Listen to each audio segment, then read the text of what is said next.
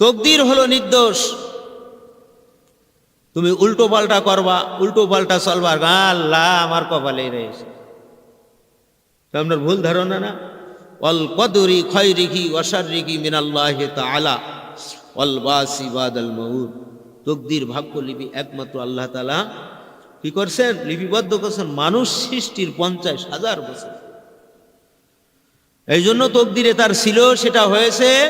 এইটাই যখন এলেমের মধ্যে আসবে তখন আমল করতে সুবিধা হবে। আল্লাহর পরে যদি সঠিক ভরসা তাওয়াক্কুল, আল্লাহর পরে যদি ইখলাস থাকে, ঈমান ঠিক থাকে, সে হিংসার মধ্যে যাবে, যেতে পারে পারে। এই জন্য যার উন্নতি দর্শনে হাসাদ আসি আছে তার সম্বন্ধে এই ধারণা করা যে এই ব্যক্তির তাকদীরের উন্নতি লেখা আছে বলে এই উন্নতি হয়ে আছে।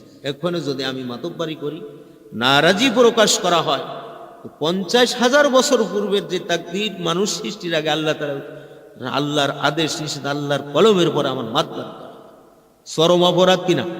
নমরুদ ফিরাউন মালাউনের মতো অপরাধ না? অপরাধ কিনা? এই জন্য এটা চিন্তার বিষয় আছে, তাফাক্কুরের বিষয় আছে, গবেষণার বিষয় আছে। আল্লাহ সবাইকে বোঝার তৌফিক দেন। এখন এই ব্যক্তির সহিত যদি আমি হিংসা করিলে আল্লাহ তাকদীরের উপরে নারাজি প্রকাশ করা। ঈমানের যে প্রাথমিক পর্যায়ে আপনার 7টা বিষয় ঈমান আনা, তার মধ্যে আপনার তাকদীরের প্রতি ঈমান আনা ফরজ না নফল? আপনার মূল ঈমানে মার খেয়ে যাচ্ছে না, না আমলে মার খাইলে না আপনার একটাই যায় তওবা তিল্লা ই করে আমল পরিপূর্ণ করা যায় না। ঈমান নষ্ট হয়ে গেলে ঝামেলা কিনা? তাই ঈমান মহা দামি জিনিস কিনা? অবশ্যই অনেক দামি জিনিস। এই জন্য দেখেন তারা আপনার আত্মশুদ্ধির বিষয়টা কত বড় সূক্ষ্ম জিনিস এবং কত আপনার প্রয়োজনীয় জিনিস, যে হিংসা যদি কেউ করে তা আপনার সেই ক্ষেত্রে কি হয়ে যাচ্ছে, সরাসরি তাকদীরের পরে আঘাত খায়, ঈমান নষ্ট হয়ে যায়। নাউযুবিল্লাহ।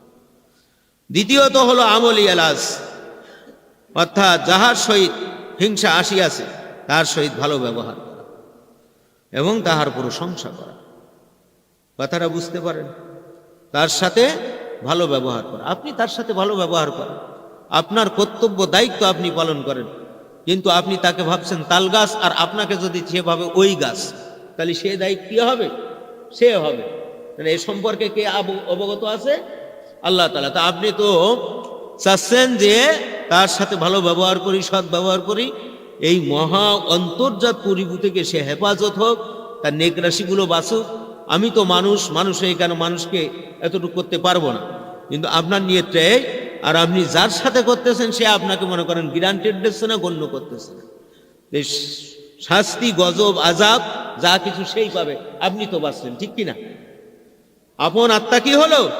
বাঁচলো। যার যার নফসকে বাঁচানো, যার যার ঈমান বাঁচানো, আমল বাড়ানো যার যার দায়িত্ব। কথা ঠিক কিনা? স্বতন্ত্র না, যার যার দায়িত্ব। আপনার দেখা যায় যে অনেক ক্ষেত্রে দেখা যায় যে এই আমলি এলাজগুলো আপনার যখন ব্যবহার করা হয়, ইলমে এলাজ, আমলি এলাজ, তো তারা সবসময় পাশ কাটাই চলতে থাকে এবং আপনি তাকে গুরুজন ভাবছেন বা ভালোবাসার পাত্র ভাবছেন, সে আপনার ওই জিনিসটাকে মূল্যায়ন করল না। আল্লাহর গজব আর লানতে একেবারে সঙ্গে সার হয়ে যাবে। দুনিয়ার কোনো শক্তি, কোনো পীর সাহেব তারা বাঁচাতে, যদি সংযোগটা খালি কিসের কারণে? আপনার সঠিক নিয়ত, সঠিক আমল না থাকা। তো যাহার সহিত হিংসা আসিয়াছে তাহার সহিত ভালো ব্যবহার করা ও তাহার প্রশংসা করা। তার কারণ সুই চুরি করে কুদাইল হারানো তো সম্ভব। সুই চুরি করে কুদাইল হারানো, একটা সুজের দাম কত আর একটা কুদাইলের মূল্য কত, ঠিক কিনা? তো আপনার এই ক্ষেত্রে এইগুলো বিশেষ লক্ষ্য রাখার দরকার এবং এটা স্বতন্ত্রভাবে যার যার আমল, লক্ষ্য, উদ্দেশ্য ফেলবে।